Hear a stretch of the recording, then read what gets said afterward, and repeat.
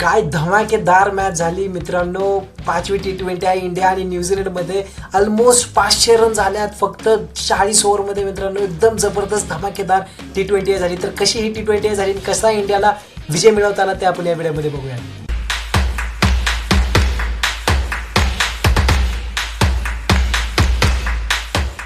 5वी T20 झाली मित्रांनो India आणि न्यूझीलंडमध्ये. काय धमाकेदार मॅच झाली मित्रांनो. तिरुवनंतपुरममध्ये मॅच होती, केरळमध्ये संजू सॅमसनच्या होम ग्राउंडवर ही मॅच होती. तर संजू सॅमसन जास्त परफॉर्मन्स नाही करता आला या मॅचमध्ये सुद्धा, पण मॅच एकदम जबरदस्त झाली मित्रांनो. तर टॉस जिंकला मित्रांनो सूर्यकुमार यादवनी.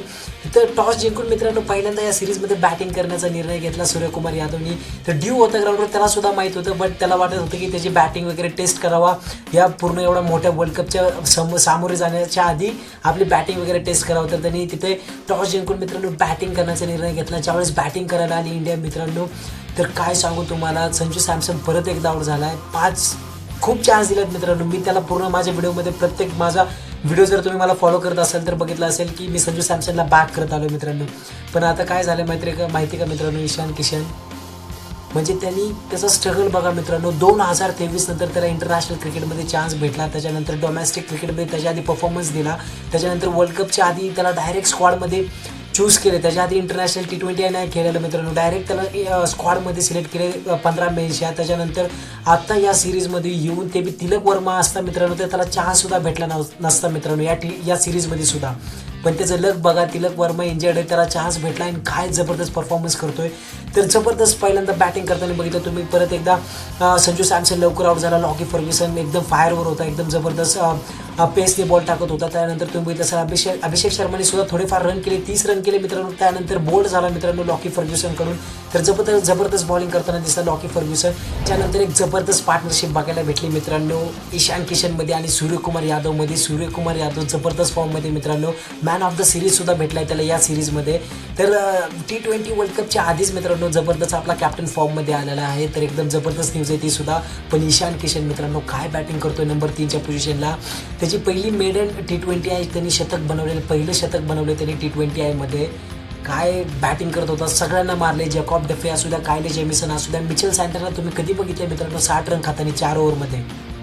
सगळ्यांना मारलं, सगळ्यांना एकदम जबरदस्त बॅटिंग करताना दिसलेला आहे. 103 रन केलेत मित्रांनो 43 बॉलमध्ये. 10 6 मारलेले मित्रांनो, ऑलमोस्ट 10 6 त्यांनी काय बॅटिंग केली. 240च्या स्ट्राईक रेटने बॅटिंग करत होता.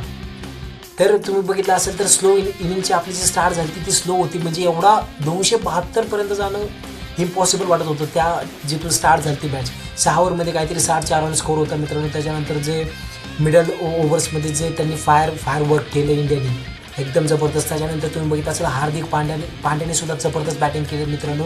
47 का 48 रन केले, एकदम जबरदस्त पॉवर रेटिंग करत होतं. त्यानंतर रिंकू सिंगला पुढं पाठवले.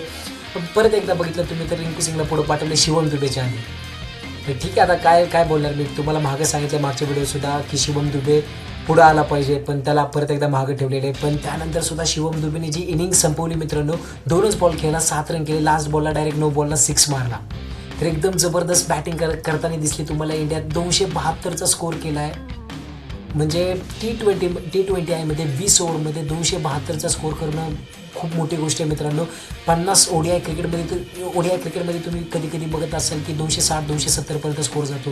20 ओव्हरमध्ये एवढी मारणं, हा मला माहिती पिचेस थोडे सपाट आहेत इंडियाचे पिचेस, म्हणजे बिलकुल कसलीच मदत नाही. मी सुद्धा मानतो मित्रांनो पेस बॉलिंगला तर कसलीच मदत नाही, थोडासुद्धा ग्रास नाही. पण एकदम जबरदस्त बॅटिंग झाली तरीसुद्धा 272 रन करणं चॅलेंजिंग आहे मित्रांनो.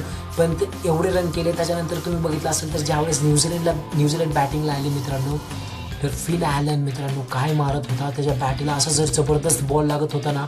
बुमराह असू द्या, हर्षदीप सिंगच्या 3ऱ्या ओव्हरमध्ये 23 रन काढल्यात मित्रांनो. हर्षदीप सिंग बघितलं मित्रांनो तर 2 ओव्हरमध्ये त्यांनी पहिल्यांदा 40 रन दिलते मित्रांनो. 1 विकेट घेतला होता टीम सायफर्डचा. पण काय त्यानंतर त्यांनी त्या 2 ओव्हर टाकला शेवटच्या मित्रांनो. 4 विकेट घेतले आणि 11 रन दिल्यात फक्त. पूर्ण स्पेल बघितला हर्षदीप सिंगचा तुम्ही, तर 4 ओव्हरमध्ये 51 रन दिलेत आणि 5 विकेट घेतल्यात. पहिल्यांदा त्यांनी T20 क्रिकेटमध्ये 5 विकेट घेतल्यात मित्रांनो. तर जबरदस्त बॉलिंग केली, एकदम जबरदस्त कमबॅक केला. पण जसप्रीत बुमराह एकदम जबरदस्त मारलं मित्रांनो. असं जास्त करून बघत नाही आपण जसप्रीत बुमराहला, हे रेअर आहे. बट एखादा दिवस असतो तर 4 ओव्हरमध्ये त्यांनी सुद्धा 58 रन काढले, 0 विकेट आहेत, 14.5ची इकॉनॉमीने दिला आहे मित्रांनो. तर तुम्ही बघितलं असेल तर. आणि तुम्हाला या मॅचमध्ये सांगतो मित्रांनो, जे हार्दिक पांड्याच्या 2 ओव्हर होते ना पॉवर प्लेमध्ये, फक्त 15 रन दिल्यात 7.5च्या इकॉनॉमीने. ज्यावेळेस फिन ॲलन एवढा जोरात मारत होता त्यावेळेस हार्दिक पांड्याच्या 2 ओव्हर विसरू नका मित्रांनो. एकदम जबरदस्त त्या 2 ओव्हर होत्या. पार्ट टाईम बॉलरने येऊन तिथं 2 ओव्हर टाकणे, पॉवर प्लेमध्ये फक्त 15 रन दिले, जिथे तुमचा मेन बॉलर 14.5च्या इकॉनॉमीने रन दिल्यात. सो एकदम जबरदस्त काम केलेले आहे हार्दिक पांड्याने तिथे मित्रांनो. त्यानंतर तुम्ही बघितलं असेल तर वरुण चक्रवर्ती, अक्षर पटेलचा मोठा रोल होता मित्रांनो. जसा पॉवर प्ले संपला तसं जे अक्षर पटेलने कंट्रोल केली गेम. 4 ओव्हरमध्ये 33 का 36 रन दिलेत मित्रांनो. 3 विकेट घेतल्यात. त्या 3 विकेटमध्ये जे 2 विकेट होते मित्रांनो, एक फिन ॲलनचा विकेट आहे आणि दुसरा ग्लेन फिलिप्स आहे. तर मोठे विकेट घेतले मित्रांनो अक्षर पटेलनी. परत एकदा दाखवलं का त्याला व्हाईस कॅप्टन म्हणून चॉईस केले T20 वर्ल्ड कपसाठी. तर जबरदस्त बॉलिंग करताना दिसला. वरुण चक्रवर्तीने सुद्धा जबरदस्त बॉलिंग केली मित्रांनो. 36 रन दिले 4 ओव्हरमध्ये, 1 विकेट घेतला. तर जबरदस्त ओव्हरऑल बॉलिंग झाली माझ्या मते. फक्त थोडा एक्सपेन्सिव्ह होता जसप्रीत बुमराह. एखादी मॅच असते तर ठीक आहे, काही इश्यू नाही आहे. बट त्यांनी सुद्धा मित्रांनो खूप मारली मॅच. फिन ॲलन जर बघितलं तुम्ही तर 80 रन केल्यात 38 बॉलमध्ये. जे इथं ईशान किशनने काम केलं तर इंडियाकडून खेळताना तेच तिथं काम केलं फिन ॲलनने. तर जबरदस्त बॅटिंग करत होता. 210च्या स्ट्राईक रेटने बॅटिंग केली. 38 बॉलमध्ये 80 रन केलेले आहेत. त्यांचा असं स्कोअर बघितला असेल ना मित्रांनो, 9 ओव्हरमध्ये 117 रन होते. 9 ओव्हरमध्ये 117 रन होते मित्रांनो. पण काय झालं माहिती आहे का, फिन ॲलनला कोणी साथच दिली नाही मित्रांनो. थोडाफार बघितलं तुम्ही, डॅरेन मिचेलनी 26 वगैरे रन केले आणि सचिन रवींद्रला स्टार्ट भेटला होता, पण त्यानंतर त्याला जास्त कन्वर्ट करता आलं नाही. तर एवढंच मित्रांनो, 2च थोडेफार प्लेयर थोडंफार कॉन्ट्रीब्युशन दिलं, पण त्याच्यानंतर कोणालाही जास्त बॅटिंग करता आली नाही. तुम्हाला जर सांगतो मी, टीम सायफर्ट जर आऊट नसता झाला ना पहिल्या ओव्हरमध्ये, ही मॅच जात होती मित्रांनो. कारण फक्त 46 रनाचं मार्जिन राहिलं होतं. त्यांनी सुद्धा एवढं बॉलिंग आपली नीट असताना सुद्धा 225 रन केले. 10 ओव्हरमध्ये 130 4 रन होते मित्रांनो. तर त्यांनी सुद्धा एकदम जबरदस्त बॅटिंग केली मित्रांनो. सो थोडं मला वाटतं कमी पडली न्यूझीलंड. एखादा प्लेअर जरी खेळला असताना टीम सायफर्ट वगैरे किंवा ग्लेन फिलिप्स कोणाकडून जर फिनिशिंगचा रोल आला असता मित्रांनो, ही मॅच नक्कीच एंडपर्यंत गेली असती, शेवटच्या ओव्हरपर्यंत सुद्धा गेली असती.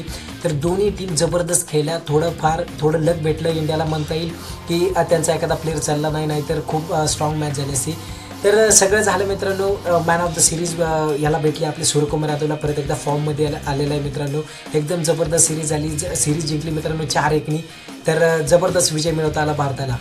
तर मित्रांनो, आता T20 वर्ल्ड कप चालू होणार आहे 7 फेब्रुवारीपासून. तर नक्की चॅनलला सबस्क्राईब करा, लाईक करा. आपल्या मराठी भाषेमध्ये सगळं विश्लेषण पाहण्यासाठी क्रिकेटचं नक्की चॅनलला सबस्क्राईब न करता जाऊ नका मित्रांनो. तर भेटूया आपण अशाच आपल्या पुढच्या व्हिडिओमध्ये. बाय मित्रांनो.